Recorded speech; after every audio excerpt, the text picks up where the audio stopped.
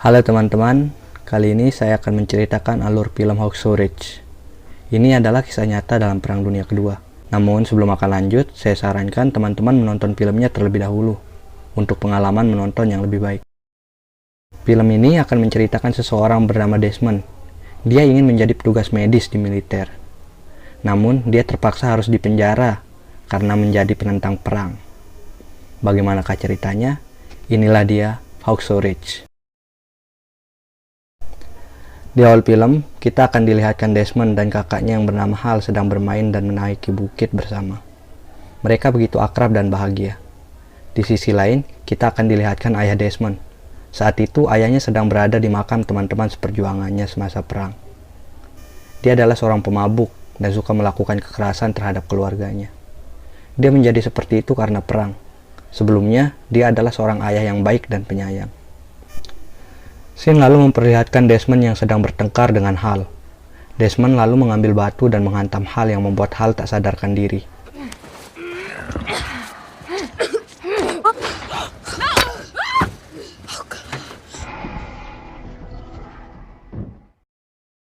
Di sana Desmond shock karena merasa perbuatannya bisa saja membunuh sang kakak yang sangat dia sayangi. Dengan keadaannya masih shock, Desmond ke dalam rumah dan melihat lukisan yang bertuliskan perintah ke-6 tentang dosa besar membunuh di dalam agamanya. Akibat peristiwa itu, Desmond seperti mendapat teguran spiritual yang menggetarkan hatinya.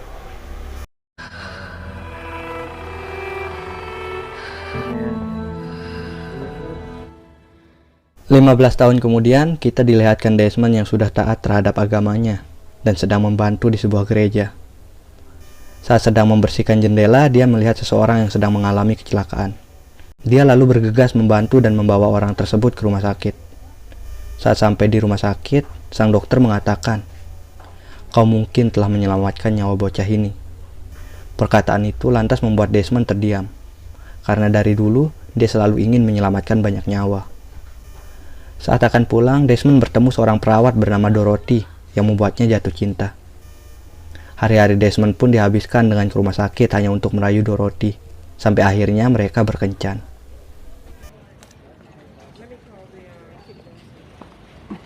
Desmond, yes ma'am. Wow, Scene lalu berpindah ke sebuah makan malam keluarga Desmond. Di sana Hal mengabarkan tentang dirinya yang diterima di militer, yang membuat sang ayah marah dan mengusirnya. Tak mau hanya duduk santai di rumah dan menunggu perang selesai, Desmond pun berniat untuk daftar militer dan juga memberitahukan ayahnya. Di sana, ayahnya tak setuju dengan itu. Ia lalu menceritakan kengerian yang ia lalui di medan perang. Desmond juga memberitahu Dorothy yang telah menjadi kekasihnya kini, dan meyakinkan bahwa dia hanya akan menjadi petugas medis dan tak akan terbunuh atau membunuh siapapun. I have to enlist. Stay I here. have to.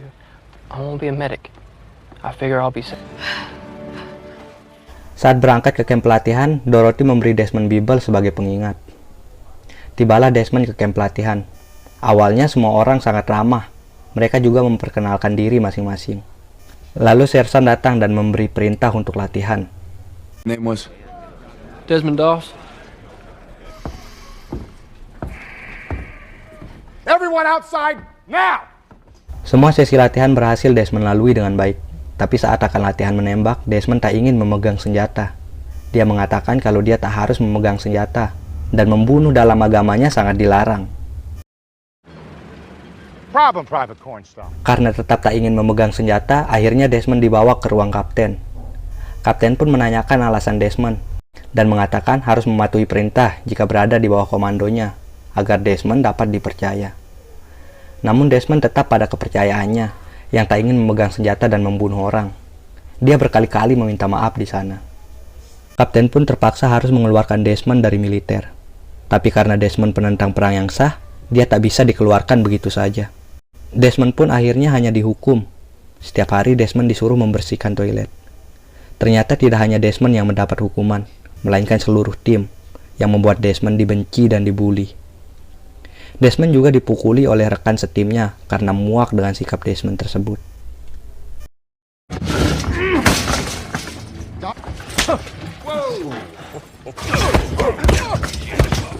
Saat melihat keadaan Desmond yang sudah babak belur, komandan menyarankan Desmond untuk keluar saja, karena ini tak baik untuk semua orang, termasuk dirinya. Tapi Desmond tetap teguh dengan pendiriannya untuk ikut berperang, tanpa harus memegang senjata. Lalu komandan menanyakan penyebab luka Desmond. Desmond mengatakan dia hanya terjatuh dari tempat tidur. By the men that beat you. I sleep pretty hard. Setelah semua sesi latihan selesai, akhirnya mereka diberi cuti. Namun Desmond belum diizinkan cuti karena belum menyelesaikan latihan senjata. Desmond mengatakan dia tak harus menyelesaikan latihan senjata. Karena tetap menolak, Desmond terpaksa dibawa ke penjara militer dengan tuduhan penentang perang. Di penjara, Desmond meluapkan segala kemarahannya. Dia merasa hal yang diyakini sekarang telah diserang. Kapten lalu membawakan Dorothy untuk meyakinkan Desmond agar mengakui kesalahannya dan dapat dibebaskan. I don't know why.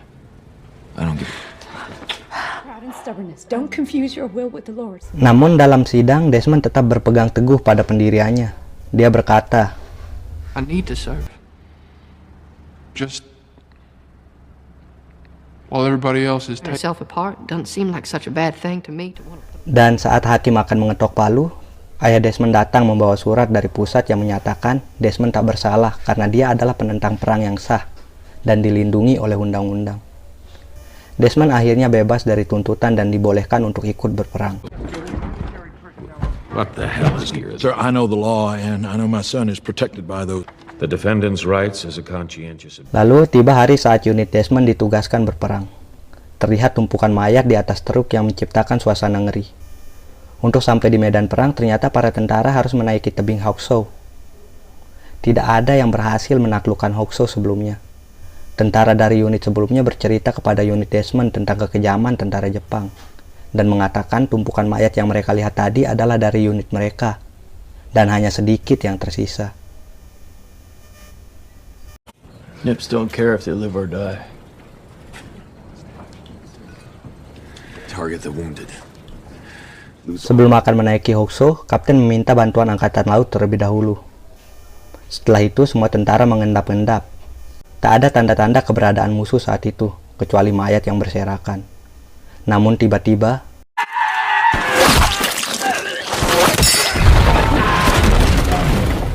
perang pun tak terelakkan. Beberapa tentara Amerika tertembak. Desmond berusaha membantu tentara yang terluka. Tidak hanya itu, Desmond juga menyelamatkan nyawa Smithy dari musuh, dan itu dilakukannya tanpa senjata.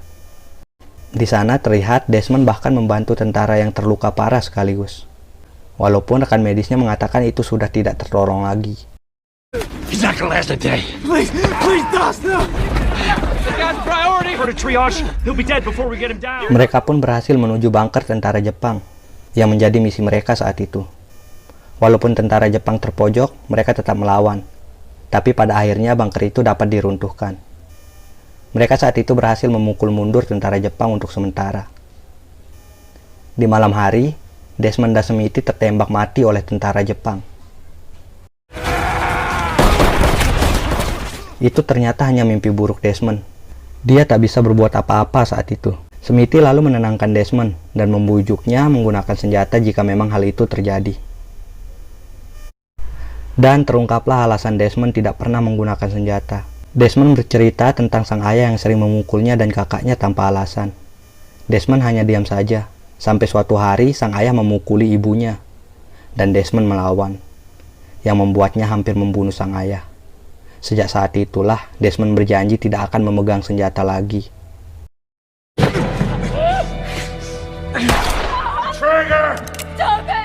when I made my promise to God. Karena telah ditolong dan mendengar alasan Desmond, Smithy pun meminta maaf karena menilai Desmond tanpa mengenalnya terlebih dahulu. Keesokan paginya, tentara Jepang tiba-tiba berdatangan dalam jumlah banyak. Mereka mencoba melawan saat itu dan meminta bantuan meriam. Karena meriam akan diluncurkan ke arah mereka, mereka pun terpaksa harus mundur. Sersan dari unit Desmond pun tertembak. Hollywood yang ingin membantu juga ikut tertembak. Desmond di sana masih berusaha menggendong tentara yang terluka. Smithy yang saat itu berusaha mundur pun tertembak juga. Desmond di sana langsung menggendong Smithy. Namun saat akan dibawa turun, ternyata Smithy sudah meninggal. Desmond merasa sedih saat itu. Semua tentara Amerika yang selamat terpaksa harus menuruni Hacksaw.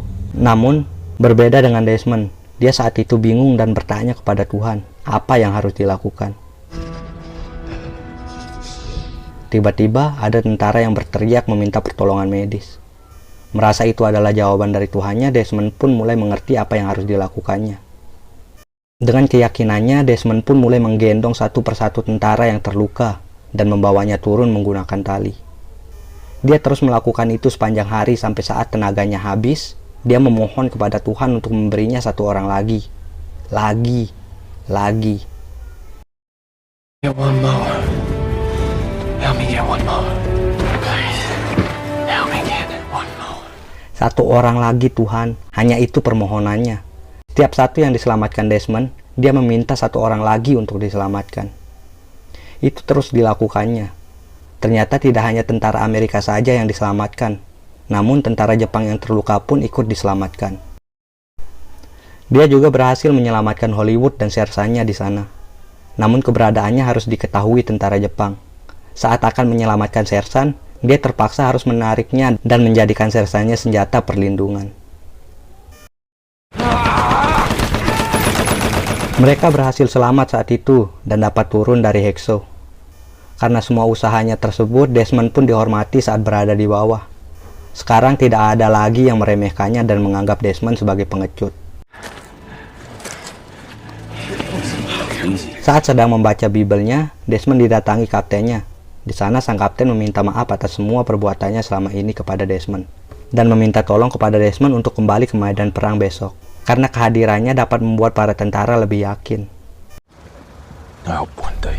Keesokan harinya sebelum menuju medan perang, mereka menunggu Desmond berdoa terlebih dahulu. Sekarang semua orang tidak lagi meremehkan apa yang diyakini Desmond. Mereka pun dapat menaklukkan Hacksaw saat itu. Walaupun sedang terpojok, ternyata tentara Jepang tidak menyerah begitu saja. Beberapa di antaranya lebih memilih untuk harakiri atau bunuh diri. Dan beberapanya pura-pura menyerah dan melempar granat kepada mereka.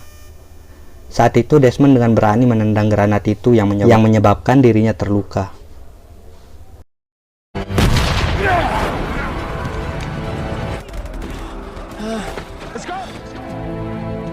Di akhir film, kita akan dilihatkan Desmond yang menerima penghargaan tertinggi. Dia adalah satu-satunya penentang perang yang mendapatkan penghargaan tersebut. Tamat.